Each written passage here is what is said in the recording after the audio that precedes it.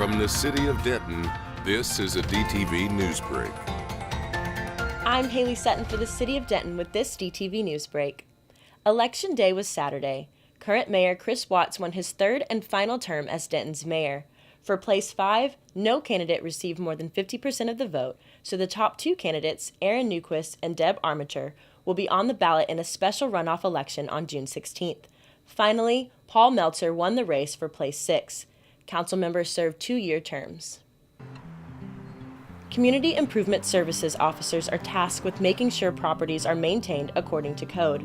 Heather Dow is one of those officers. However, she deals with a much different task, inspecting and navigating some of Denton's most dangerous buildings.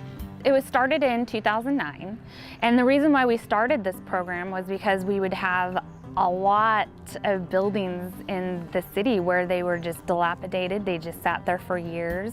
Maybe some of them were occupied, maybe some of them were vacant.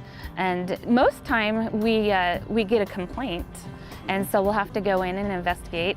A lot of times when you are out front in public view and you're looking at a home, it doesn't necessarily look dangerous. It looks fine from the outside, but you don't know what it looks like in the inside. So that's where we rely on the community, our residents, our police officers, our firemen. Maybe they've been in the home and they've seen what it looks like inside. The floor might be caving in, you know, things like that. This structure was purchased recently while we were going through the HABSCO process. And the individual is going to actually rehabilitate it. We're happy about that. But first we're going to put on our mask just for safety measure.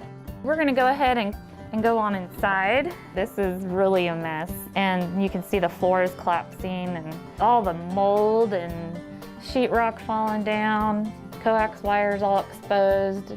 This was all just drenched with rain. We're in the living room now. As you can see, there's a sleeping bag.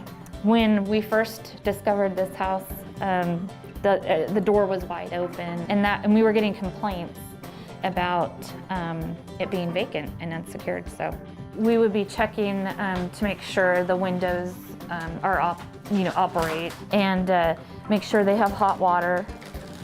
And so we always check under the sink and so forth. The owner of this home passed away. It was then passed down to a family member. They didn't necessarily have the means to keep the home up.